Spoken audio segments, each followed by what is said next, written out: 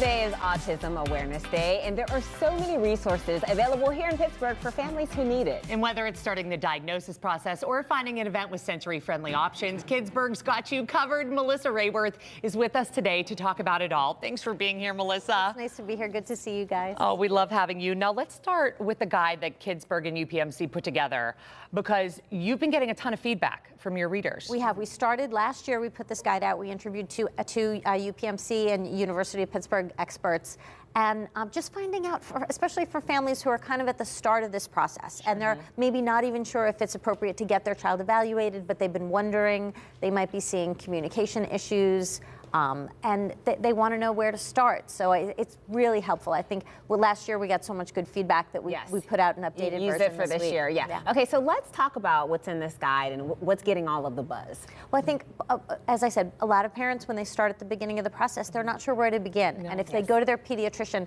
not every pediatrician does the evaluation, but that is still the best place to start, because they can send you then to, or recommend a different place to go.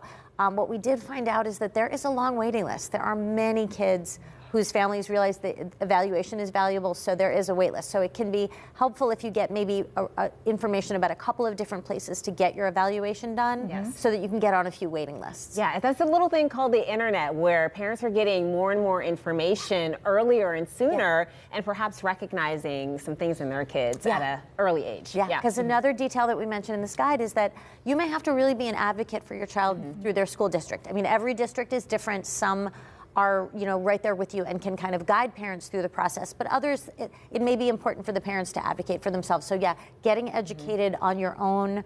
One of the links that we have in this guide is to the Autism Self-Advocacy Network, and they have all kinds of resources. So yeah, just the more you learn, the better off you are. Right. I mean, knowledge is power when it comes to this kind of stuff. Absolutely. And this guide is just the best part of Pittsburgh. It is to wrap your arms around parents who may need the help or just a little support. And let's say that someone has a child that's already been diagnosed.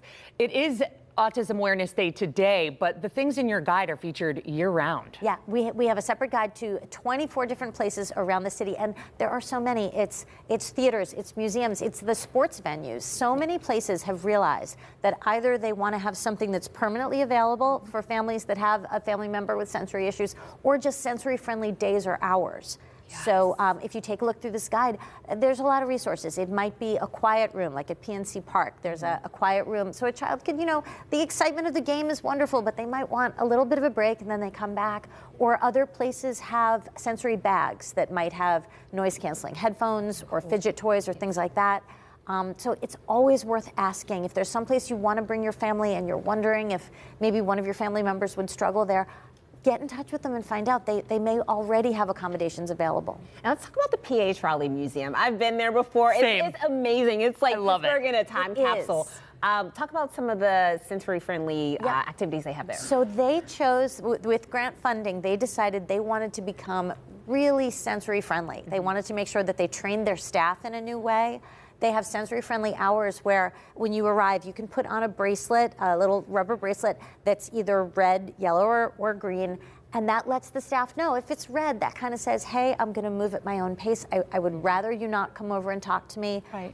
If it's green, that may say, yeah, come on over and ask a child if they're enjoying what they're doing. They also do have these sensory bags, like I said, with noise-canceling headphones and all different, and even a little timer, so that if a child says, I need a little bit of a break, you can use that timer and take those minutes and then come back. And they make sure that on certain days, the sounds are not quite as loud. They even take people on a tour on a trolley that doesn't sort of clang too much on the track. Oh, sweet. They've thought of everything. Just so that day can be better for families. Oh, so aware. And I love that these kiddos can still participate. I mean, it is just so important. Thank you for this, Melissa. Sure, Melissa.